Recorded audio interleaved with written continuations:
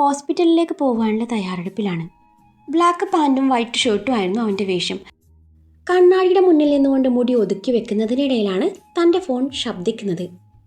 ചിന്തകളെ പാടെ മായ്ച്ചു കളഞ്ഞു അവൻ ഫോൺ എടുത്തു. ഡിസ്പ്ലേയിൽ പരിചയമില്ലാത്ത നമ്പർ തെളിഞ്ഞു. ഹലോ. ഫോൺ ചെവിയോട് അടുപ്പിച്ചുകൊണ്ട് ഷോൺ സംസാരിച്ചു തുടങ്ങി. ഹലോ. മറു സൈഡിൽ നിന്നും പുരുഷസ്വരം ഉയർന്നു. പിന്നീട് അയാൾ പറഞ്ഞ കാര്യങ്ങളൊക്കെയും കേട്ട് ഷോണിൻ്റെ മുഖം വലിഞ്ഞു മുറുകി. ദേഷ്യം കടിച്ചമർത്തി ആരാ സംസാരിക്കുന്നത് എന്ന് ചോദിച്ചതും മറുപടിയൊന്നും ഇല്ലായിരുന്നു. ആരാണെങ്കിലും നേരിൽ വന്ന് സംസാരിക്ക്. ആത്മസംയമനം പാലിച്ചുകൊണ്ട് ഷോൺ പറഞ്ഞു. അപ്പോഴേക്കും കോൾ കട്ടായിരുന്നു. രാവിലെ നിഖിലിന് ജോലിക്ക് പോകാനുള്ളതുകൊണ്ട് മാധവിക്ക് കൂട്ടായി ഹോസ്പിറ്റലിൽ പോകാൻ വേണ്ടി നിദ്ര റെഡിയാവുന്നുണ്ട്. എന്ത് ഡ്രസ്സിടും എന്ന് ആലോചിക്കുന്നതിനിടയിലാണ് ഇന്നലെ ഷോൺ പറഞ്ഞ കാര്യം ഓർമ്മ വരുന്നത്. ഇനി മേലാൽ ഇമാതിരി കുട്ടിയുടുപ്പ് ധരിച്ച് നിന്നെ കണ്ടു പോകരുത്. ആഹാ, അങ്ങനെയാണല്ലേ. എന്നാൽ പിന്നെ ഇന്നും കുട്ടിയുടുപ്പ് തന്നെ ധരിക്കുന്നുള്ളൂ. എന്താ ചെയ്യുന്നത് കാണണല്ലോ എന്നും മനസ്സിൽ പറഞ്ഞു. ഏകദേശം അതുപോലൊരു ഫ്രോക്കും ധരിച്ച് ചെറുതായി ഒരുങ്ങിയ വീടും പൂട്ടി പുറത്തിറങ്ങിയപ്പോഴാണ് സനീഷിൻ്റെ ഓട്ടോ ഗേറ്റ് കടന്നു വരുന്നത് കാണുന്നത്. നിദ്രയെ കണ്ടതും അവൻ ഓട്ടോ നിർത്തി. അവൾ ഹോസ്പിറ്റലിലേക്കാണെന്ന് പറഞ്ഞതും കയറിക്കോ താൻ കൊണ്ടുവിടാമെന്നും അവൻ പറഞ്ഞതും നിദ്ര മുടക്കൊന്നും പറയാതെ ഓട്ടോയിൽ കയറി.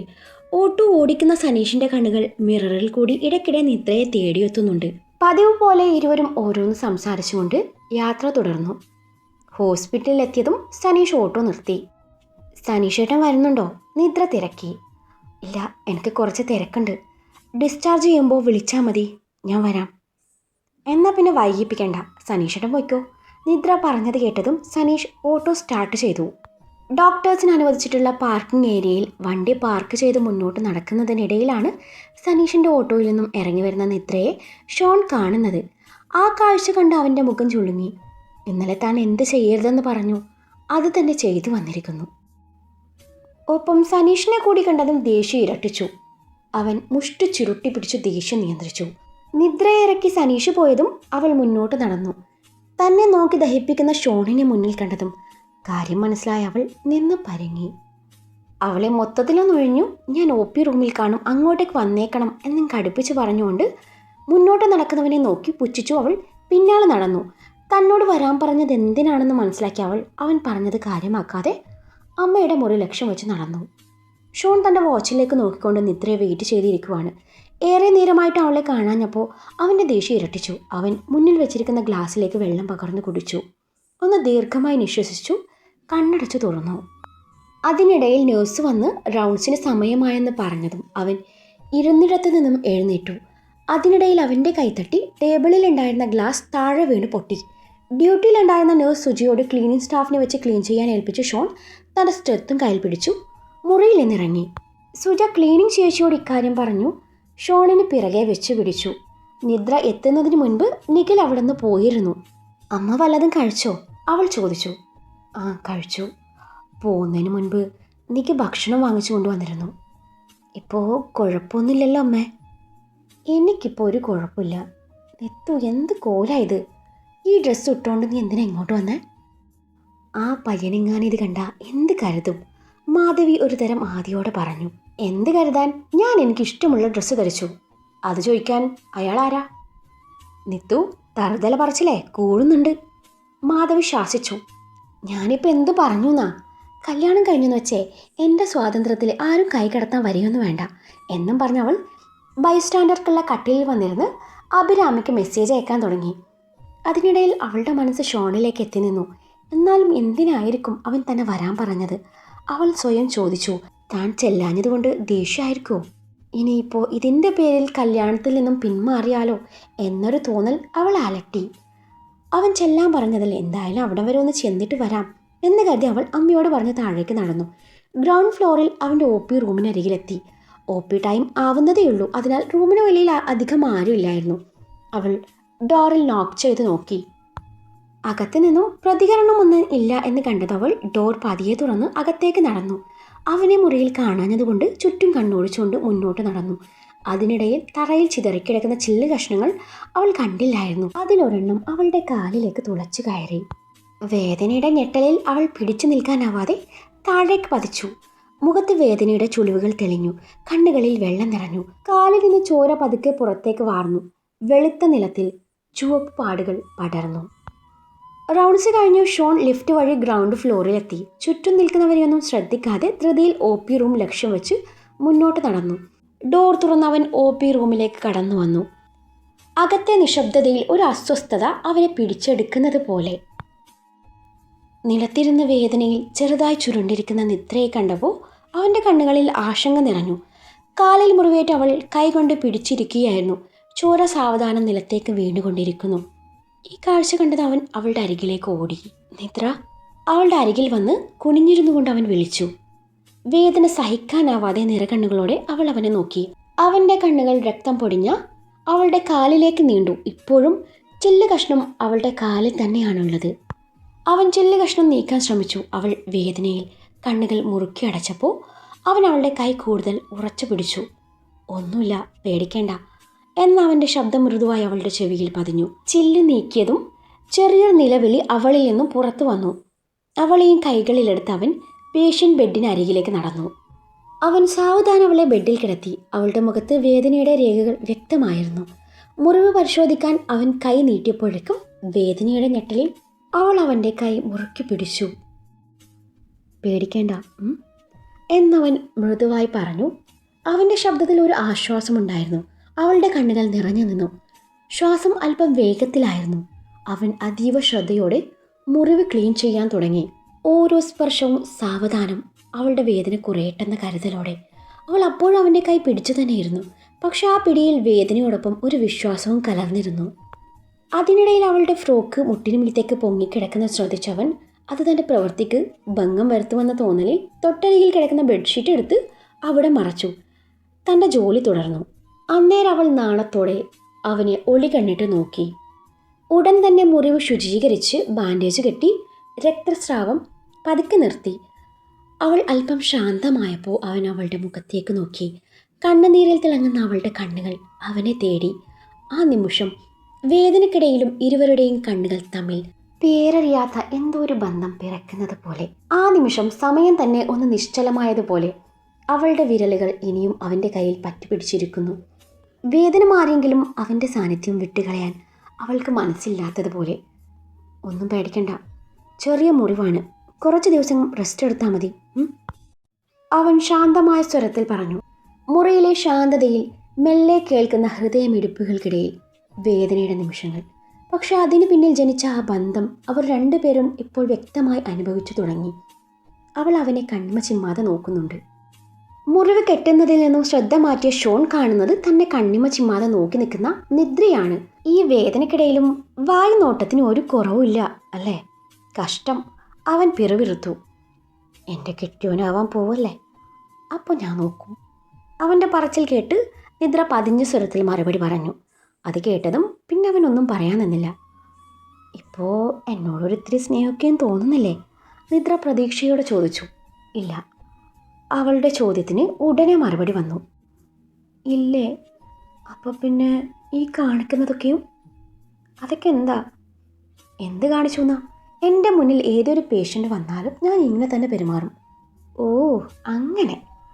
അപ്പോൾ പിന്നെ എന്തിനാ എന്നെ ഇങ്ങോട്ട് വരാൻ പറഞ്ഞേ? വരാൻ പറഞ്ഞ സമയത്ത് നീ വന്നില്ലല്ലോ.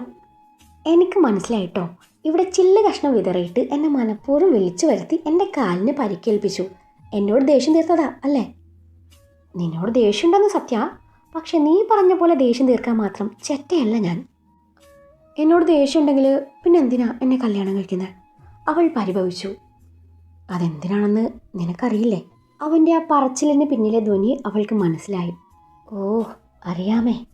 അതെ, മുന്നിൽ നിൽക്കുന്ന ഏതൊരു പേഷ്യൻറ്റിനെയും കൈകളിൽ കോരിയെടുത്ത് ബെഡിൽ കിടത്തി ഇത്രയും കരുതലോടെ ശുശ്രൂഷിക്കുന്നതേ ഒരു നല്ല ഡോക്ടർക്ക് ചേർന്നതല്ല. ആണോ? എന്നാ മുന്നിൽ നിൽക്കുന്ന ഏതോ ഒരു ഡോക്ടറുടെ കയ്യിൽ മുറുക്കി പിടിച്ച് തൊട്ടുരുമിയിരിക്കുന്നതേ ഒരു നല്ല പേഷ്യൻറ്റിനെ ചേർന്നതുമല്ല. അവൻ്റെ ആ പറച്ചിൽ കേട്ട് അവൾ മുഖം കോട്ടി. ഞാൻ ഏതോ ഒരു ഡോക്ടറല്ല കയ്യിൽ പിടിച്ച് തൊട്ടുരുമിയത്, എൻ്റെ സ്വന്തം ഡോക്ടറെയാണ്. അതെ, ഇയാളൊന്ന് മാറിക്കേ, മതി കെട്ടിയത്. അവൻ്റെ കൈ എടുത്തു മാറ്റാൻ ശ്രമിച്ചുകൊണ്ട് അവൾ ബെഡിൽ നിന്ന് എഴുന്നേൽക്കാനൊരുങ്ങി. ആ നിമിഷം അവളുടെ കയ്യിൽ അവൻ്റെ പിടി വീണു. എന്താ എന്ന പോലെ അവൾ ചോദ്യഭാവത്തിൽ അവനെ നോക്കി. നിനക്ക് ആരോടെങ്കിലും പ്രണയമുണ്ടോ? അവൻ്റെ ചോദ്യം കേട്ട് അവളുടെ മുഖം ചുളുങ്ങി. അതെ ഡോക്ടറെ. നിങ്ങൾ മണ്ടനാണോ അതോ മണ്ടനായിട്ട് അഭിനയിക്കുകയാണോ? അവളുടെ പറച്ചിൽ കേട്ട് അവനങ്ങ് ചൊറിഞ്ഞു കയറി വന്നു. അല്ലാതെ പിന്നെ ഞാൻ എന്താ പറയുക, ഞാൻ ഡോക്ടറെ പിന്നാലെ നടക്കുന്നതേ പിന്നെ എന്നാത്തിനാ? എൻ്റെ പ്രണയം അത് ഡോക്ടറാ, അതിതുവരെ മനസ്സിലായില്ലേ? അതിപ്പോഴല്ലേ, അതിനു മുൻപ് വേറെ പ്രണയം ഉണ്ടായിട്ടില്ലേ? അവൻ ചോദിച്ചു. അത് ശരി, അപ്പോൾ എന്നെക്കുറിച്ച് ഡോക്ടർ അങ്ങനെയാ കരുതിയിരിക്കുന്നത്? എൻ്റെ ആദ്യത്തെയും അവസാനത്തെയും പ്രണയം ഇയാളാ. അത് പറയുമ്പോൾ അവളുടെ സ്വരം നേർത്തിരുന്നു. മിഴികൾ തമ്മിൽ കോർത്ത നിമിഷം അവളുടെ ഉള്ളം മന്ത്രിച്ചു. എനിക്ക് എന്ത് ഇഷ്ടമാണെന്നോ. ശരി, അപ്പോൾ നിന്നോടിങ്ങോട്ട് ആർക്കെങ്കിലും പ്രണയം തോന്നിയിട്ടുണ്ടോ? ഉണ്ടല്ലോ. അവളിൽ നിന്നും മറുപടി ഉടനെ വന്നു. ആർക്ക്? ഡോക്ടർക്ക്. എനിക്ക് നിന്നോട് പ്രണയമാണെന്ന് ഞാൻ നിന്നോട് പറഞ്ഞു? ഇല്ല, പറഞ്ഞില്ല.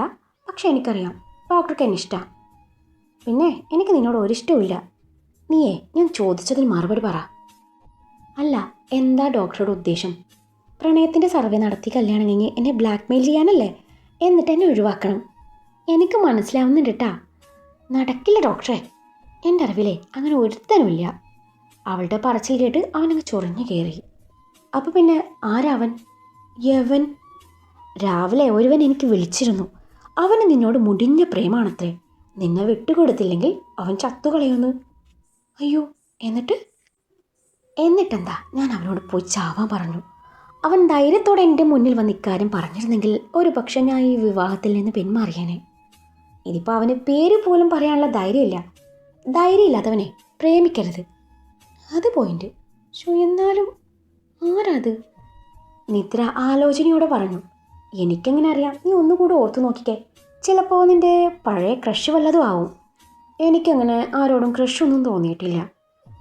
എന്നാലും ഏതെങ്കിലും ഒരുത്തൻ എന്നെ ഇഷ്ടമാണെന്ന് പറഞ്ഞ് മുന്നിൽ വന്നാൽ എന്നെ വിട്ടുകൊടുക്കുമല്ലേ? ഉറപ്പായും. കാരണം നിന്നെ എങ്ങനെ ഒഴിവാക്കാൻ പറ്റുമെന്നാണ് ഞാനിപ്പോൾ നോക്കുന്നത്. അവളുടെ മുഖത്തേക്ക് വീണ് കിടക്കുന്ന മുടി പതിയെ ഊതിക്കൊണ്ടവൻ പറഞ്ഞു. അവൻ്റെ നിശ്വാസം മുഖത്ത് തട്ടിയതും അവളുടെ കണ്ണുകൾ ഒരു നിമിഷം കൂമ്പി അടഞ്ഞു. നോക്കിയിരിക്കത്തേ ഉള്ളൂ, ഞാൻ അങ്ങനെയൊന്നും ഒഴിഞ്ഞു പോകത്തില്ല മോനെ എന്നും പറഞ്ഞവൾ ആ ഒരു ഫ്ലോയിൽ അവൻ്റെ കവിളിൽ അമർത്തി ചുംബിച്ചതും അപ്രതീക്ഷിതമായ സ്നേഹസ്പർശത്തിൽ അവൻ ഒരു നിമിഷം നിശ്ചലമായി. ആ നേരത്ത് തന്നെയാണ് ക്ലീനിങ് സ്റ്റാഫ് ഡോറും തുറന്ന് അകത്തേക്ക് വരുന്നത്. ചുംബന സീൻ നേരിട്ട് കണ്ട അവർ അകത്ത് വരണോ പുറത്ത് പോകണോ എന്ന പോലെ നിന്ന് പരങ്ങി. താൻ എന്താണ് ചെയ്തതെന്ന് ബോധം വന്നതും തന്നെ തുറച്ചു നോക്കുന്ന ഷോണിനെയാണ് അവൾ കാണുന്നത്. അവൻ്റെ വലിഞ്ഞു മുറുകിയ മുഖം കണ്ട അവൾ പേടിയോടെ ബെഡിൽ നിന്ന് പിന്നിലോട്ട് നീങ്ങി. ക്ലീനിങ് സ്റ്റാഫുള്ളതുകൊണ്ട് ഷോൺ ദേഷ്യം കടിച്ചു പിടിച്ചു നിന്നു. അവൻ അന്നേരം വന്നതുകൊണ്ട് തൽക്കാലം താൻ രക്ഷപ്പെട്ടു. എത്രയും പെട്ടെന്ന് ഇവിടെ നിന്ന് സ്ഥലം വിടണം എന്ന ഉദ്ദേശത്തോടെ നിദ്ര എഴുന്നേൽക്കാൻ ഒരുങ്ങി. അന്നേരം അവൻ അവളുടെ കയ്യിൽ അമർത്തി പിടിച്ചു. ഇപ്പോഴാണോ ക്ലീൻ ചെയ്യാൻ വരുന്നത്? ഷോണിൻ്റെ കടുപ്പിച്ചുള്ള ചോദ്യം കേട്ട് എന്ത് പറയണം എന്നറിയാതെ ആ സ്ത്രീ കുഴങ്ങി. മറുപടിയൊന്നും പറയാതെ അവർ മുറി വൃത്തിയാക്കി തുടങ്ങി. വീട്ടിൽ ഞാൻ പോട്ടെ, അവിടെ അമ്മ തനിച്ച. അവൾ എങ്ങനെയോ പറഞ്ഞൊപ്പിച്ചു. തനിക്ക് നേരെ നീളുന്ന അവൻ്റെ ആ കടുപ്പിച്ചുള്ള നോട്ടത്തിൽ അവൾ ശരിക്കും പതറി. സോറി, അറിയാതെയാ, അവൾ പതിഞ്ഞ സ്വരത്തിൽ പറഞ്ഞു. അറിയാതെയാണ് പോലും. അവരെന്ത് കരുതി കാണും? ഈ ഹോസ്പിറ്റലിലെ മഞ്ഞ പത്രമാണ് ആ നിൽക്കുന്നത്. അറിയാതെ തന്നെയാ. ഇഷ്ടമില്ലെങ്കിലേ തിരിച്ചു തന്നോ. പിന്നെയും വായിൽ നിന്നും എന്തൊക്കെയോ പുറത്തു ചാടി. നിദ്ര, എനിക്ക് നിന്നെ ഇഷ്ടമല്ല, ഒട്ടും ഇഷ്ടമല്ല. I hate you. അതും പറഞ്ഞ് അവളുടെ കയ്യിലെ പിടിവിട്ടു മുറുക്കി വെളിയിൽ ഇറങ്ങി. അല്പനേരം കഴിഞ്ഞ് വീൽ ചെയറുമായി ഒരു നേഴ്സ് വന്നു. കൂടെ ഷോൺ ഉണ്ടായിരുന്നു. നേഴ്സ് അവളെ എഴുന്നേൽക്കാൻ സഹായിച്ചു. അവൾ വീൽ ചെയറിൽ ഇരുന്നതും ഷോൺ നേഴ്സിന് വേണ്ട നിർദ്ദേശം നൽകി. അടുത്ത നിമിഷം നേഴ്സ് വീൽ ചെയർ ഉരുട്ടി പുറത്തേക്ക് നടന്നു. ആ നിമിഷം നിദ്ര ഷോണിനെ തിരിഞ്ഞു നോക്കി. അന്നേരം അവൻ അങ്ങോട്ട് നോക്കിയതേയില്ല. ദിവസങ്ങൾ കടന്നുപോയി. അതിനുശേഷം അവൾ ഇതുവരെ ഷോണിനെ കണ്ടിട്ടേയില്ല, കാണാൻ ശ്രമിച്ചിട്ടില്ല എന്നാണ് ഷോണിൻ്റെ സഹോദരൻ റോണിയുടെയും ജോസഫിൻ്റെയും മകൾ ലിയനയുടെയും മനസ്സമ്മതം. നിദ്രയും വീട്ടുകാരും ചടങ്ങിന് പോകുന്നുണ്ട്. ഷോണിൻ്റെ വീടിൻ്റെ ആ ഭാഗത്ത് തന്നെയാണ് ചടങ്ങ് നടക്കുന്ന പള്ളി വരുന്നത്. താൻ വരുന്നില്ലെന്ന് നിദ്ര ആവവിധം പറഞ്ഞു നോക്കിയെങ്കിലും അമ്മ വിടാൻ ഒരുക്കമല്ലായിരുന്നു. പീക്കോ ഗ്രീൻ നിറത്തിലുള്ള സാരി ഉടുത്ത് ഒരുങ്ങുന്നതിനിടയിൽ അവൾ തൻ്റെ പതിവ് കലാപരിപാടി തുടങ്ങി. സ്വപ്നം കാണൽ. അവൾ സാരി ഉടുക്കുകയാണ്. അതിനിടയിലാണ് അവൻ മുറിയിലേക്ക് കയറി വരുന്നത്. ബ്ലാക്ക് കുർത്തയായിരുന്നു അവൻ്റെ വേഷം. അവളുടെ മുന്നിൽ വന്ന് നിന്ന് അഴിഞ്ഞു കിടക്കുന്ന അവളുടെ ബ്ലൗസിൻ്റെ പിറകിലെ ചരട് അവൻ കെട്ടിക്കൊടുക്കുന്നുണ്ട്. അവൻ്റെ അതരങ്ങൾ ആ നിമിഷം അവളുടെ കവിളിൽ പതിഞ്ഞതും അവൾ നാണത്തോടെ മുഖം ചരിച്ചു. അടുത്ത നിമിഷം അവൻ്റെ അതരങ്ങൾ അവളുടെ കഴുത്തിൽ അമർന്നു. അവളിലൂടെ ഒരു വിറയൽ കടന്നുപോയി. അത് കഴിഞ്ഞ് അവളെ അവന് അഭിമുഖമായി നിർത്തി സാരിയുടെ പ്ലീറ്റ്സ് നേരെയാക്കി കൊടുക്കുന്നുണ്ട്. സാരി ഉടുത്തു കഴിഞ്ഞ് അവൻ അവളെ പൊക്കിയെടുത്ത് സെറ്റി കിടത്തി. ഇരുവരുടെയും കണ്ണുകൾ തമ്മിൽ കുറുത്ത നിമിഷം അവൻ അവളുടെ അതരങ്ങളിലേക്ക് ചേക്കേറി. നിത്തു, നിത്തു. ഡോറിൽ തട്ടുന്ന ശബ്ദം കേട്ടപ്പോഴാണ് നിദ്ര സ്വപ്നത്തിൽ നിന്ന് ഉണരുന്നത്. സാരി ഒരുവിധം വാരി ചുറ്റി ഡോർ തുറന്നതും അവൾ അടിമുടി നോക്കി മാധവി അവൾക്ക് നേരെ കണ്ണ് കൂർപ്പിച്ചു. ധൃതിയിൽ മറ്റേ മുറിയിലേക്ക് നടന്ന് തിരികെ ഒരു കവറുമായി വന്നു. കവറിൽ നിന്ന് ഓഫ് വൈറ്റ് നിറത്തിലുള്ള സാരി പുറത്തെടുത്തതും സാരിയുടെ ഭംഗി കണ്ട് അവളുടെ കണ്ണുകൾ വിടർന്നു. ഇത് ഉടുത്താൽ മതി എന്നും പറഞ്ഞ് അവർ നിദ്രയ്ക്ക് സാരി ഭംഗിയിൽ ഉടുപ്പിച്ചു കൊടുത്തു. ഒരുങ്ങിക്കഴിഞ്ഞതും കണ്ണാടിയുടെ മുന്നിൽ നിന്ന് സൗന്ദര്യമൊക്കെ ആസ്വദിച്ച് നിൽക്കുന്ന നേരത്താണ് ഇതുവരെ കഴിഞ്ഞില്ലേ എന്നും പറഞ്ഞ് നിഖിൽ അങ്ങോട്ട് വരുന്നത്. നിദ്രയും നിധിയും നിഖിലും പുറത്തിറങ്ങിയതും മാധവി വീടും പൂട്ടി പിന്നാലെ നടന്നു. സനീഷിൻ്റെ ഹോട്ടലിൽ അവർ പള്ളിമുറ്റത്ത് ചെന്നു നിന്നതും എല്ലാവരുടെയും ശ്രദ്ധ അവരിലേക്ക് നീണ്ടു. ഡാനിയൽ ചെറുപുഞ്ചിരിയാലെ അവരെ സ്വീകരിക്കുന്നത് കണ്ടതും ജോസഫും ജോണിയും പുച്ഛത്തോടെ പരസ്പരം മുഖത്തോട് മുഖം നോക്കി. ഡാനിയൽ അവരോട് അടുത്തിടപഴകുന്നത് സാറയ്ക്ക് ഇഷ്ടപ്പെടുന്നില്ലായിരുന്നു. സാറയുടെ കണ്ണുകൾ മാധവിയിലേക്ക് നീണ്ടു. മാധവി ഡാനിയലിനെ നോക്കുന്നുണ്ടോ എന്ന് ശ്രദ്ധിക്കുമായിരുന്നു അവർ. ആ സമയത്താണ് ഷോൺ അങ്ങോട്ട് കടന്നു വരുന്നത്. നിദ്രയുടെ വീട്ടുകാരെ കണ്ടതും ഷോൺ ഒരു ചെറുപുഞ്ചിരിയാലെ അവരുടെ അരികിലേക്ക് നടന്നു. ഐവറി ടോണിൽ വരുന്ന ജുബ്ബയും കസവും മുണ്ടുമായിരുന്നു അവൻ്റെ വേഷം. അവനെ തൊട്ടരികിൽ കണ്ടതും നിദ്രയിൽ വെപ്രാളം നിറഞ്ഞു. അവനിലേക്ക് നോട്ടം പായിച്ച ആ ഒരു നിമിഷം തന്നെയാണ് അവരും അവളെ നോക്കുന്നത്. ഇരുവരുടെയും കണ്ണുകൾ തമ്മിൽ കൊരുത്ത് വലിച്ചു.